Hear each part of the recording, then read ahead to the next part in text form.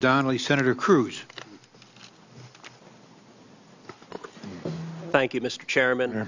Senator Hagel, I want to thank you for being here, and I want to begin by thanking you for your honorable service to our nation, for your personal sacrifice that you have put into standing and fighting for this country. Thank you. I would like to begin by addressing a question of process. In your prepared statements today, you described that you have given hundreds of speeches and interviews. Yes. This committee asked you in this process to submit those speeches in the last 5 years, and in response to that, you handed over a total of 4 speeches. In my view, that submission was facially insufficient for this committee to assess your record. Indeed, your financial disclosure revealed you had received paid honoraria in the past year for 12 speeches, and yet you did not even hand over those speeches for which you were paid substantial sums of money. Beyond that, 2 days ago, 6 senators, including Ranking Member Inhofe, sent you a letter asking for financial disclosure. You have not chosen to respond to that letter. That letter in particular asked about the private organizations that have paid you over the past 5 years and the degree to which any of those funding sources have come from foreign countries, foreign nationals, foreign sovereign debt funds. You chose not to respond to that letter.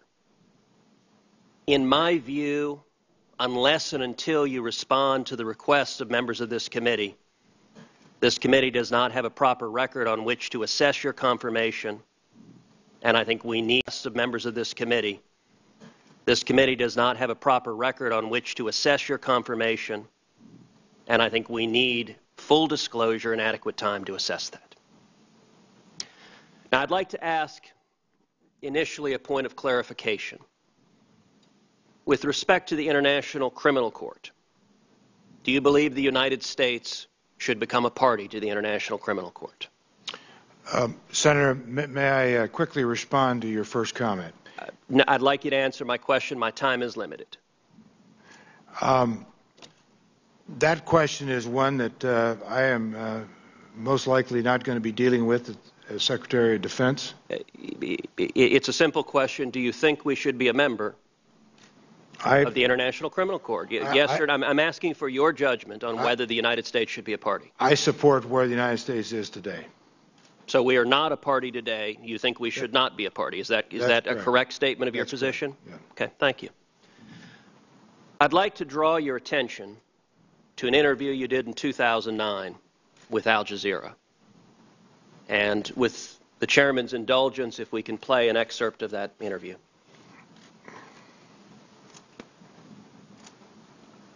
Leadership around the world, there is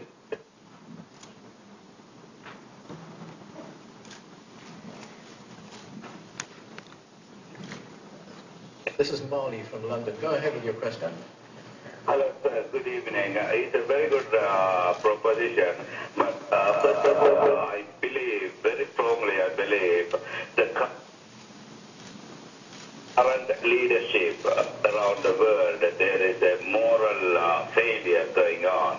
Unless they have a moral capacity to talk and do what they talk. For example, if you look at Palestine, there is a war crime and they are not dealing with it. But in Sudan, they are dealing with it and they are really biased justice. And if you look at Sri Lanka, the Tamils being killed, there is a genocidal war going on in Sri Lanka.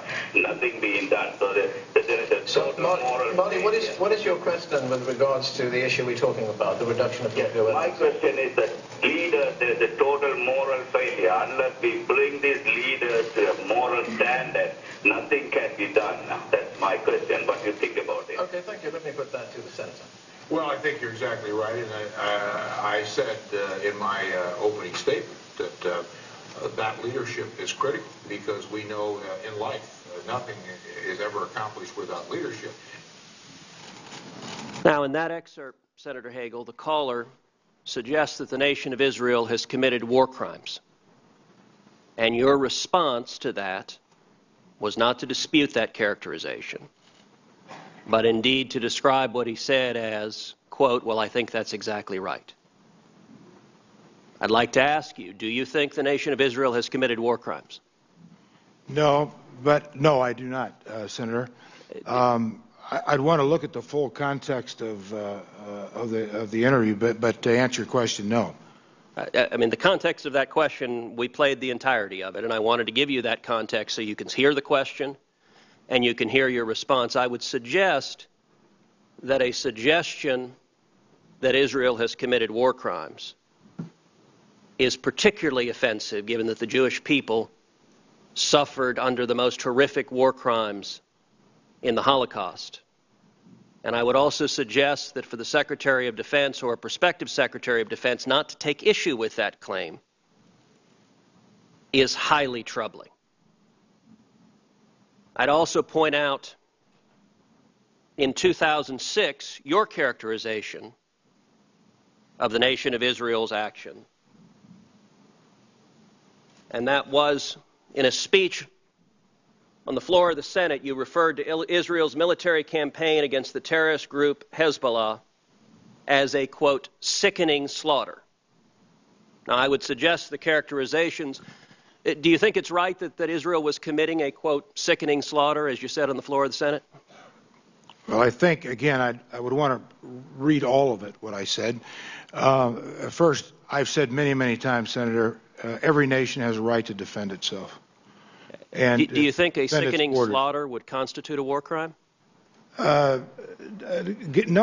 Depends on they were attacked. Depends on many factors. If Israel was defending itself, there was slaughter going on both sides. Does one typically characterize defending yourself against terrorism as a sickening slaughter? Going on both sides. Does one typically characterize defending yourself against terrorism as a sickening slaughter? No, but again, Senator, I'd want to look at everything because... Okay, well, let's look at another excerpt from the same interview, if we can play the second excerpt. We've got an email from Wendy Day. She writes to us from Georgia here in the United States, and she writes, can the rest of the world be persuaded to give up their arsenal when the image of the United States is that of the world's bully? Don't we indeed need to change the perception and the reality before asking folks to lay down their arms, nuclear or otherwise? Mm-hmm. Well, her observation is a good one, and it's relevant. Yes, to her question. Senator Hagel, do you think it's appropriate for the chief civilian leader of the U.S. military forces to agree with the statement that both the perception, quote, and the reality is that the United States is, quote, the world's bully? I didn't hear her say that, by the way, the United States. And I think my comment was it's a relevant and good observation. I don't think I said that I agree with it. With respect, I think the record speaks for itself. It was in writing that she said the U.S. is the world's bully, that it is the reality. And your response, you did say you agree with it. You said her observation is a good one, it's relevant. Yes to her question. You explicitly agreed with the characterization of the United States as the world's bully.